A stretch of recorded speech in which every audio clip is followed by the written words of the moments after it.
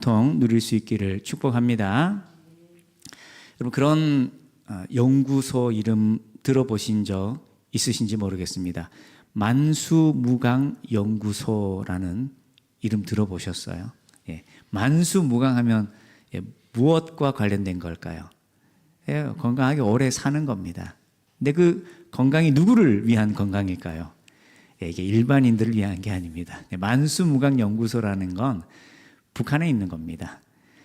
김일성, 김정일, 그리고 지금까지 이어지겠죠. 김정은이가 오래오래 장수할 수 있도록 그 건강과 관련된, 특별히 또 먹는 것과 관련된 모든 그런 연구와 자료를 통해서 이 북한의 지도자들의 장수를 위하여 존재하는 그런 연구소입니다.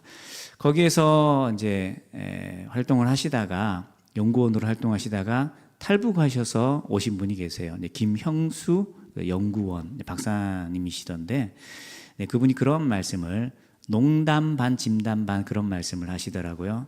제가 아주 큰 죄인입니다. 아주 나쁜 일을 저질렀습니다. 왜 그렇게 얘기할까요? 자기가 이 민족의 원수잖아요.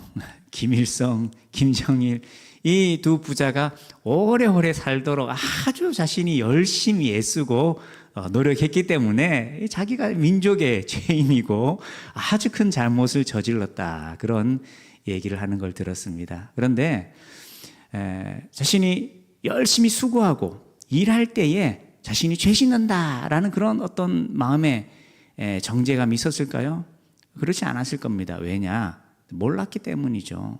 자신은 정말 최선을 다해 좋은 일을 한다라고 생각했습니다. 열심히 공부했고요. 그리고 세계 곳곳을 다니면서 몸에 좋다라고 하는 식재료, 이걸 구하려고 그렇게 헌신하고 수고했다라는 겁니다. 그런데 라디오 방송을 들었대요. 극동 방송도 듣고요. 또 여러 방송을 들으면서 자신이 잘못된 체제 위에서 또 이 잘못된 독재자를 자기가 섬기고 있다라는 것을 깨닫고 그렇게 해서 탈북을 하셨다라고 합니다. 열심히 살았어요. 또 그것이 최선의 삶이고 또 유익한 삶이다라고 생각을 했는데, 깨닫고 보니 그것이 참 의미 없는 것이고, 그리고 오히려 이 나라와 민족을 위하여서 유익한 일이 아니었다라는 것을 깨닫고 스스로 그렇게 고백하는 거죠. 근데 비단 이 김형수 연구원, 그 박사님 뿐이겠습니까? 이 땅을 살아가는 저와 여러분에게도 있을 수 있는 일입니다. 우리가 열심히 살아가고 내가 옳다라고 생각하는 그 일을 위하여서 애쓰고 수고한다라고 해서 그 삶이 의미 있는 삶이고 또 선한 삶이다라고 말할 수 있느냐라는 거죠. 그렇지 않을 겁니다. 여러분 요즘 캄보디아 소식 시끌벅적하죠. 거기서 일하는 사람들이 애쓰고 수고하고 또 성과가 좋은 사람들은요, 많은 수입을 얻기까지 합니다. 근데 그 일이 뭐예요? 보이스 피싱하고 사기치고 또 사람의 생명을 앗아가는 일들이잖아요. 수고하고 노력할수록 좋은 일이 아니라 죄 짓는 일이다라는 거죠. 오늘 저와 여러분이 이 땅을 살아가면서도 땀 흘리고 수고하고 내가 옳다라고 생각한 일에 애쓰고 헌신한다라고 해서 그것이 의미 있는 것이 아니라 저와 여러분은 무엇을 위해 살아야 될까요? 진리를 위해서 살아야 됩니다. 영원한 나라, 영원한 생명을 위해서 살아야 그것이 의미 있는 삶이고 또 나에게도 영원한 생명이 주어지고 상급이 주어지는 인생이 될 수 있다는 겁니다. 자, 그러면 진리란 무엇일까요? 한 가지 확실한 것은요, 이 땅에 없습니다. 이 땅에는 영원한 것이 없습니다. 참된 진리가 없습니다. 영원한 생명이 없습니다. 우리에게 있어서 진리라는 것은 오직 예수 그리스도밖에 없습니다. 할렐루야. 예수 그리스도만이 참 진리가 되시고요, 그의 이름을 의지하여 믿음으로 영원한 하나님 나라 위하여 살아가는 것만이 우리에게 귀하고 의미 있고 선하고 또 후에 우리에게 상급이 주어지는 복된 인생이 된다라는 겁니다. 그런데 참 진리가 무엇인지를 알지 못한 채 스스로 옳다라고 생각하는 것만을 위해 살아가고요. 또 진리인지 아닌지, 이것이 영원한지 영원하지 않은 것인지 분별이 없이 그저 땀 흘리고 수고하며 살아간다라고 해서 그 인생이 복받는 인생인가? 그 인생이 참으로 행복한 인생이 될 수 있는가? 그렇지 않다라는 것이죠. 오늘 저와 여러분이 그러기에 깨어있기를 원합니다. 무엇이 진리인지를 깨닫고요.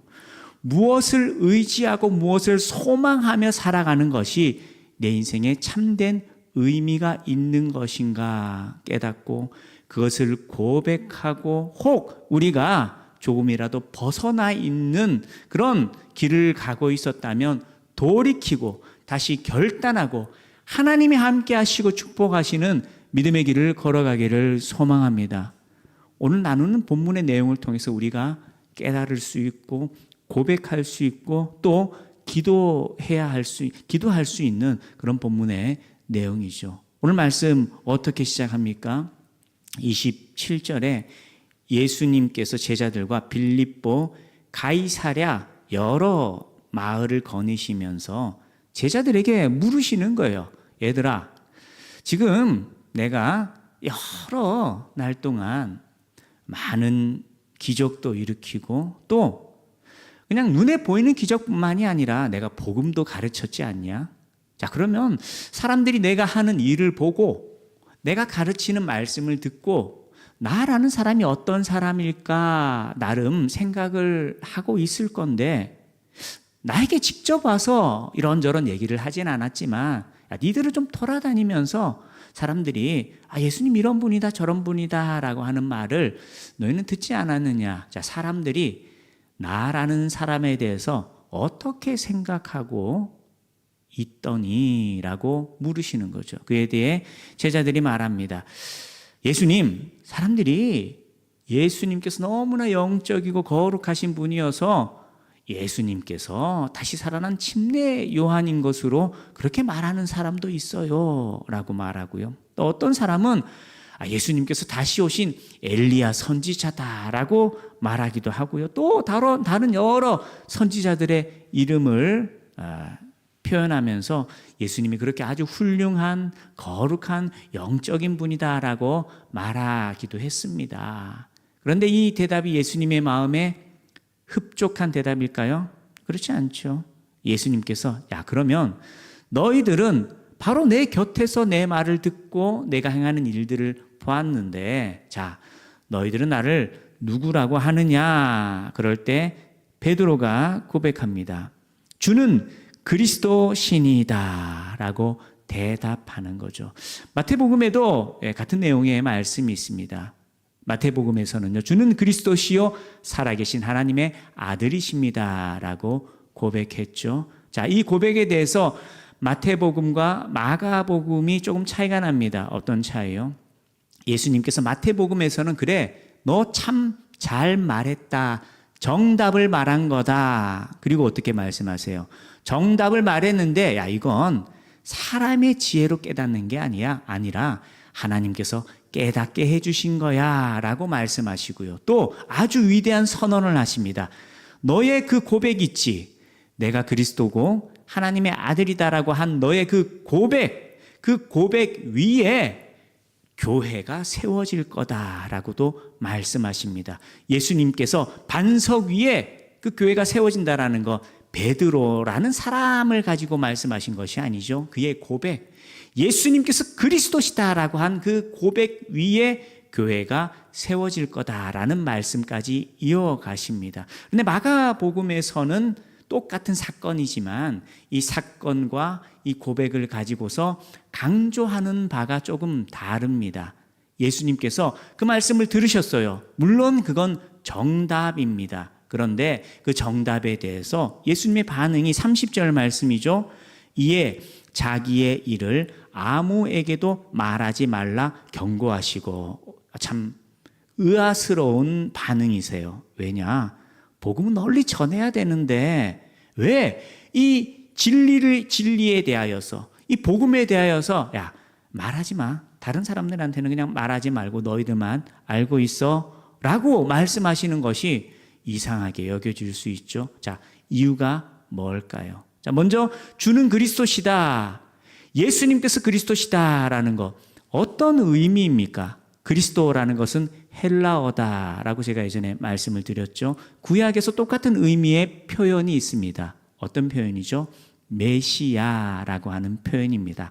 아람어이고 고대 유대인들이 사용하던 언어입니다. 그러니 예수님께서 그리스도시다라는 건 예수님께서 메시아다라는 것과 동일한 거예요. 자, 그러면 메시아란 존재는 어떤 존재냐?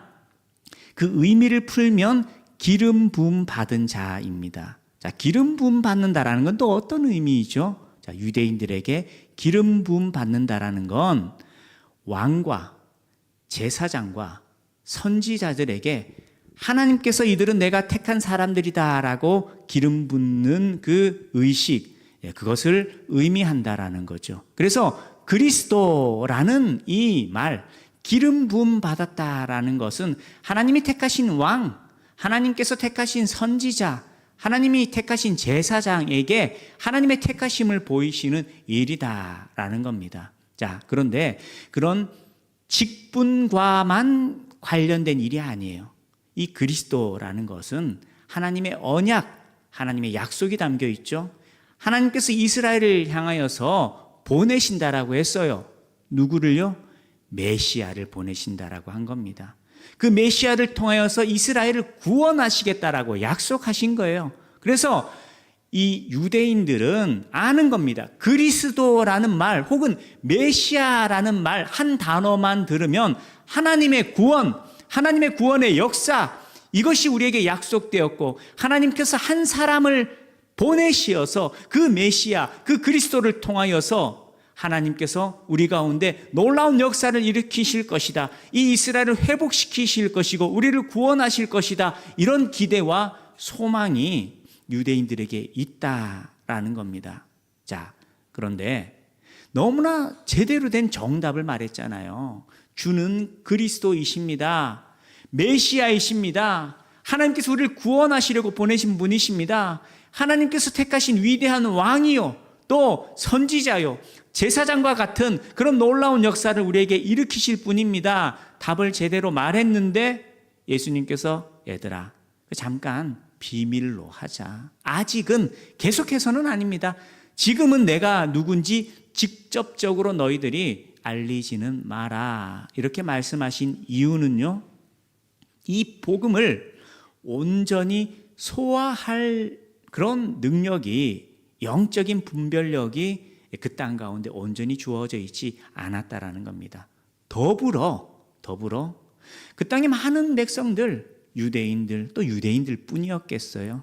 고대 사회라는 것이 귀족들이 아니고서는 다 어렵고 핍박받고 힘겨운 그런 삶들을 살아갑니다. 그런 삶 속에서 특별히 유대인들은 이 로마 제국 가운데 속하여서 자유를 잃고 자신들은 택함받은 하나님의 나라인데 스스로 주권을 가지지 못한 채 있는 그 상황, 그 어떤 때보다 하나님이 함께 하시어서 구원하여 주시기를 소망하고 있는 그때입니다. 그런데 고난이 이어지고 궁핍하고 어려움이 계속 이어지면서 한편으로는요, 하나님에 대한 소망을 잃어버린 사람이 많은 거예요. 내가 오늘 힘듭니다. 힘이 들면 힘이 들수록, 어려울수록, 자, 믿음으로 살아가는 사람들의 마음에는 무엇이 가득 차야 될까요? 하나님에 대한 소망이 차야 돼요. 간절함이 있어야 됩니다. 기도하는 마음이 있어야 되고, 더 영적으로 분별하여서 깨어서 하나님 나에게 어떤 말씀을 주실까?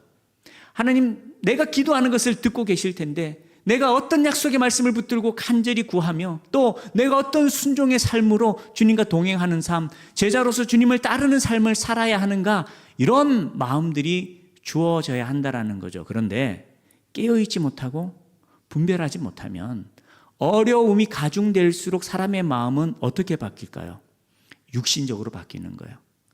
영적으로 깨어서 은혜 받으면서 기도하면서 살아가려 하는 것이 아니라, 뭐 기도한다고 뭐 되나, 그냥 하루하루 먹고 살아가는 것에 바쁘고 힘들어하고 고통 속에 괴로워하고 낙심하고 절망해 버리는 것들이 계속 이어져 버린다라는 것입니다. 그런 사람들에게 하늘의 소망을 품고 하나님의 구원의 역사를 기대하고 하나님이 행하실 일들을 소망하면서 주님을 찾아라라고 말해 본들 먹히지가 않는다라는 겁니다. 그 땅에 이미 어떤 분위기들이 많이 찾느냐? 하나님이 행하실 일들보다는 육신적으로 바뀌어져 버려서 오늘 그저 먹고 살아가는 일에 대한 그런 마음만 가득 차버린 사람들이 많아졌다라는 거죠. 그리고 또 한편으로는 하나님의 이름을 불러요. 기도는 합니다. 그런데 이 기도가 영적인 것이 아니에요. 성경적인 것이 아니라 그 또한 육신적으로 자기의 필요에 따라서만 하나님을 찾는 그런 모습들이 여전히 가득해 있는 거예요. 어떤 모습이냐?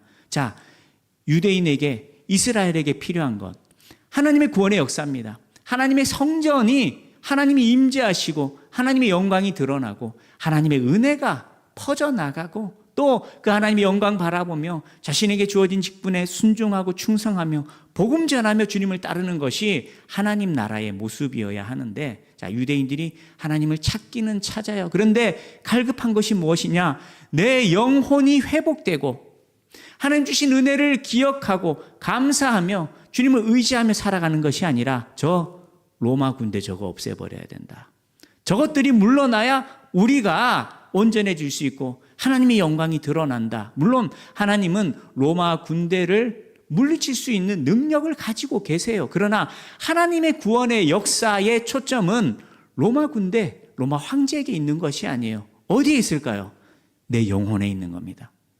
예수님이 십자가 지신 이유는 로마 군대를 물리치시기 위해서가 아니라 죄 가운데 영원한 사망을 피할 수 없는 우리를 건지시기 위하여서 예수님이 십자가 지셨다라는 거예요. 그런데 그 땅에 수많은 사람들의 마음의 갈급함은 하나님을 향한 소망을 잃어버린 사람도 많았고요.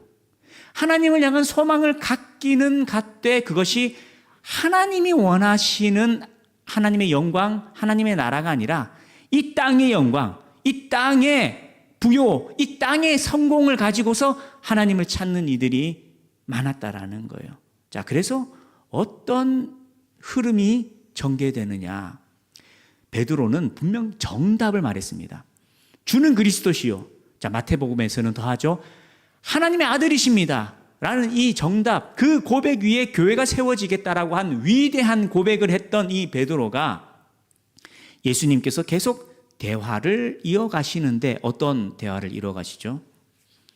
제자들이 당황스러워하는 말씀을 하시는 거예요. 자, 31절의 말씀입니다. 인자가 많은 고난을 받고 장로들과 대제사장들과 서기관들에게 버림받아 죽임을 당하고, 자, 이 말을 듣자마자 제자들이 당황합니다. 심지어 베드로는 어떻게 하고 있죠? 항변했다라고 하잖아요. 이게 굉장히 거칠게 예의 없게 도발하면서 예수님을 만류하는 겁니다. 당위성을 나타내는 것처럼 보이지만 자신의 분노가 담겨 있는 거예요. 아니, 예수님 지금 무슨 소리 하고 계신 거예요? 지금 우리가 어떻게 여기까지 왔고, 지금 예수님께서 로마를 물리치고 예루살렘에 입성하셔서 유대인의 왕이 되시어서 이 나라가 다윗의 때와 같이 부국강병할 수 있도록 예수님께서 그런 사명을 감당하셔야 되는데 왜 그렇게 나약한 말씀하시는 거예요? 왜 잡히신다라고 하고 왜 죽으신다라고 말씀하시는 거예요? 베드로가 화가 난 거예요. 예수님을 가로막는 겁니다. 그래서 귀에 들리지도 않아요. 예수님 어떤 말씀하셨느냐? 죽임을 당하고 그 뒤에 뭐죠? 사흘 만에 살아나야 할 것을, 얼마나 위대한 일입니까? 죽으시는데 다시 살아나신대요. 그런데 다시 산다라는 말은 귀에 들어오지도 않습니다. 지금 예루살렘에 가서 나쁜 것들 다 물리치고 예수님 왕이 되셔야 하는데, 아니, 예수님이 가셔서 잡히시고 고난당하시고 십자가 지시고 돌아가신다라니 이건 무슨 청천벽력과 같은 얘기냐라는 거죠. 자, 베드로가 예수님 말씀 통해서 예수님 어떤 분이신가라는 것을 성경적으로 대답은 잘했어요. 그런데 베드로 또한 어떤 사람이다라는 거죠. 그 마음에 세상적인 기준을 가지고 세상의 구원을 소망하고 있는 아직 성숙하지 못한 상태였다라는 것을 알 수 있습니다. 결론적으로는 성령께서 임하시어서 마가의 다락방에서 경험한 성령의 충만함 속에 그는 완전히 변화되고 사도로 살아가죠. 그 전까지는요, 예수님 곁에 머물러 있지만 다른 사람보다는 예수님을 잘 섬기고 따르지만 여전히 영적인 것에 대하여서, 하나님의 구원의 역사에 대하여서 온전히 깨닫지 못한 상황 속에 있다라는 거죠. 오늘 저와 여러분도 깨어 있어야 됩니다. 이 땅을 살아가며 여러분, 세상에 수많은 교회가 있어요. 자, 그런데 여러분도 보세요. 지금 이 땅에 그 많은 교회들 때문에 세상이 변화되고 또 교회를 통하여서 하나님의 영광이 드러나고 있는 것처럼 보이세요? 아니면 교회 때문에 오히려 예수님의 이름이 이 땅 가운데 떨어지는 그런 일들이 더 많아 보이세요? 물론 그 속에는 세상 악한 것들에 의한 왜곡된 공격도 있어요. 그러나 교회가 책임에서 완벽하게 벗어날 수는 없어요. 왜냐?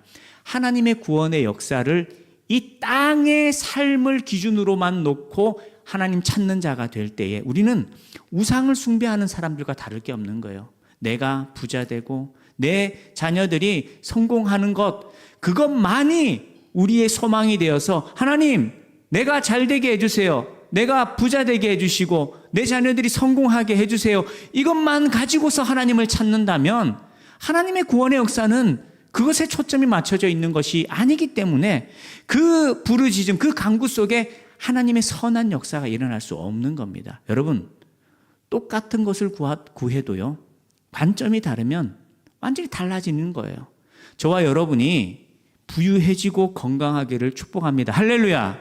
이건 하나님도 원하시는 거예요. 그런데 내가 부유해지고 내가 건강해지고 내 자녀들이 성공하는 것이 영적인 것과 전혀 연결되지 않은 채 이 땅의 육신의 만족만을 위해서 내가 구하는 것이 된다면 그건 세상의 것에서 벗어날 수 없는 일이다라는 겁니다.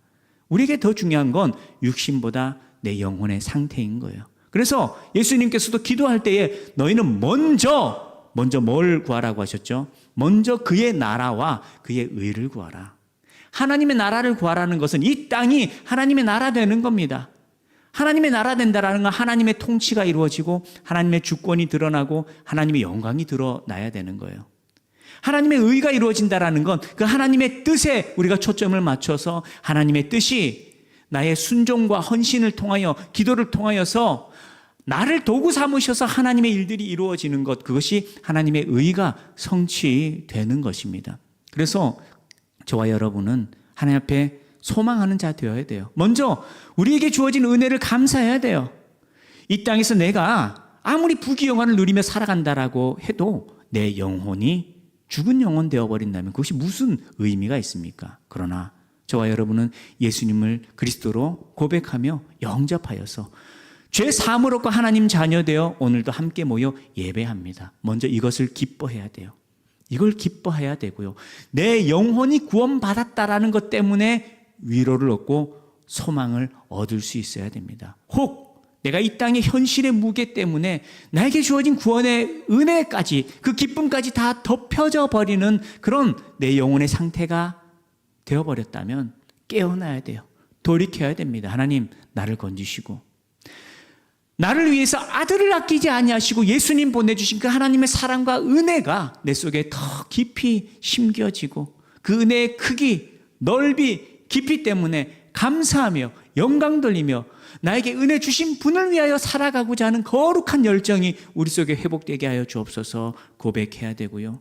또 그런 내 영적인 상황 속에서 우리가 또 구해야 됩니다. 하나님, 복음을 위해서 살아가는 것이 무엇일까요? 하나님 나라 위해 살아가는 것이 무엇일까요? 내가 왜 이 기업을 운영해야 되고 내가 왜 이 직장에서 일해야 될까요? 하나님, 오늘 하루 먹고 살아가는 것이 나에게 목적이 되어 내가 애쓰고 땀 흘리는 것이 아니라 복음을 위해서, 하나님 영광 위하여 믿음으로 살아가는 인생 되게 하여 주옵소서. 나에게 내가 보내어진 이 직장 가운데 하루하루 땀 흘리되 주의 은혜를 잊지 않고 수고하고 애쓰면서 하나님께 영광 돌리는 삶이 될 수 있도록. 그렇죠. 내가 수고하고 애쓰는 것이 내 육신을 위하여 수고해 버리는 것이다라면 그건 썩어 없어질 것밖에 되지 않습니다. 그러나 하루하루 살아가는 것이 은혜 받은 자로서 하나님, 나에게 생명을 주셨고 나에게 귀한 삶의 터전을 주셨고 내가 오늘 땀 흘리고 수고하는 것도 주님의 영광 위해서입니다. 고백하면서 나에게 맡겨진 일들을 캄보디아에서처럼 죄 짓는 일이 아니고서면 하나님께서 그 인생, 그 믿음의 고백이 담긴 인생, 그가 수고하고 애쓰고 땀 흘리는 것들 하나님 받아주신다라는 거예요. 하나님 기쁘게 여기신다라는 거예요. 뿐만 아니라 복음을 위해서 살아갈 때, 내가 복음을 전하는 자, 또 영혼을 위하여서 기도하는 자가 될 때에 그 헌신과 수고는 더욱 주님께 영광이 되는 것이고요. 그 인생은 하나님 나라가 이루어지는데 귀한 도구로서 쓰임받는 그 어떤 것보다 소중한 하늘의 축복을 누리게 된다라는 겁니다. 저와 여러분이 은혜 받았습니다. 그 은혜보다 귀한 게 무엇이 있겠습니까? 그러나 주님께서 그 은혜를 받은 자들을 이 땅 가운데 보내셔서 하나님 영광 위하여 수고하고 애쓰게 하셨습니다. 그 은혜를 잊지 않고 감사하며 나에게 맡겨진 자리 가운데서 수고하고 애쓰되 나의 그 땀방울 하나하나가 주님께 드려지고 뿐만 아니라 나에게 이 세상에서 맡겨진 직분만으로서가 아니라 하늘에서 주어진 직분이 있습니다. 복음을 위해서 살아가는 것, 주의 몸된 교회를 위하여서 수고하고 애쓰는 것, 여러분이 믿음으로 순종하고 애쓰고 헌신함을 통하여서 하나님께서 영광 받으시고 우리 한 사람 한 사람의 인생이 복음을 위하여서 존귀하게 쓰임받는 거룩한 인생이 되고 가정이 되고 또 기업과 자녀들이 될 수 있기를 소망합니다. 그래서 예수님께서 계속 이어서 말씀하시는 거예요. 그 베드로가 얼마나 예수님께 충성했습니까? 그러나 사탄아 내 뒤로 물러가라. 자, 베드로가 사탄인가요? 그걸 의미하는 것이 아니라 그 베드로의 마음을 움직이는 것. 예수님께서 고난 받으시는 것이 마치 내가 손해 보는 것, 내가 성공할 수 있는 것을 가로막는 일처럼 유혹하고 꿰는 것, 그건 사탄이 주는 거다라는 거예요. 사탄아 내 뒤로 물러가라라고 말씀하시면서 네가 하나님의 일을 생각하지 않고 사람의 일을 생각한다. 그래서 그 뒤는요, 딱 두 개로 나뉘는 거예요. 하나님의 일과 사람의 일. 그래서 34절에 어떻게 말씀하세요? 누구든지 나를 따라오려거든 자기를 부인하고, 자, 자기를 부인한다라는 건 뭘까요? 내 속에 사람의 일, 이것을 싸워 이겨내는 겁니다. 나를 부인한다, 옛사람을 죽이는 거예요. 세상을 위해서 살아가는 마음, 쾌락을 위해서 살아가고자 하는 이 본능, 죄된 본능, 이것을 말씀과 기도로 이겨내는 삶, 이게 자기를 부인하는 것입니다. 그리고 자기 십자가를 지고, 하나님께서 우리에게 은혜를 주셨습니다. 그러나 은혜만 주신 것이 아니라 십자가도 주셨다. 이건 내가 순종하고 충성하며 믿음으로 섬기며 주님을 따르는 삶, 이 십자가를 주셨다라는 것을 잊지 않아야 한다는 거죠. 그리고 계속 이어집니다. 하나님의 일과 사람의 일. 36절에 사람이 만일 온 천하를 얻고도 자기 목숨을 잃으면 무엇이 유익하리요? 이것이 사람의 일의 결과입니다. 육신대로 살아가는 삶, 그래요. 부귀영화를 다 얻었어요. 그러나 그건 영원하지 않다라는 거예요. 38절 말씀을 보시면 누구든지 37절에 사람이 무엇을 주고 자기 목숨과 바꾸겠느냐. 이 목숨은요, 영원한 생명입니다. 영원한 생명이 우리에게 주어지는 것보다 더 귀한 것이 어디 있냐라는 겁니다. 그래서 38절에 누구든지 이 음란하고 죄 많은 세대에서 나와 내 말을 부끄러워하면 인자도 아버지의 영광으로 거룩한 천사들과 함께 올 때에 그 사람을 부끄러워하리라. 오늘 저와 여러분이 무엇을 위해서 살아가야 되느냐? 우리에게 마지막이 있어요. 이 땅에 마지막이 있습니다.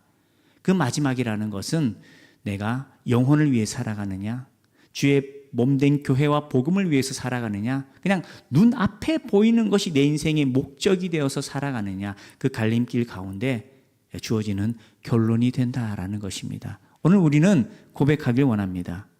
예수님이 그리스도이십니다. 예수님이 우리의 구원자이시고 예수님이 우리의 왕이십니다. 그런데 입술의 고백뿐만이 아니라 마음의 고백이 되길 원하고 삶의 고백이 되길 원합니다. 삶의 고백이 된다는 건 우리의 일상 속에서 내가 누구인지 잊지 않는 거예요.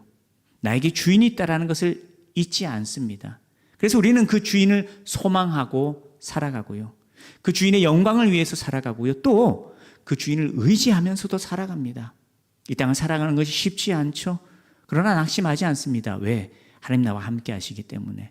그리고 힘들다라고 해서 우리는 세상과 타협하지 않습니다. 우리는 영원한 것을 위해서 살아갑니다. 그 믿음의 삶 속에 하나님이 기억하시는 거예요. 하나님께서 그 영광으로 우리 가운데 임하셔서 주의 영광을 누리게 하시고 하늘의 상급으로 채우십니다.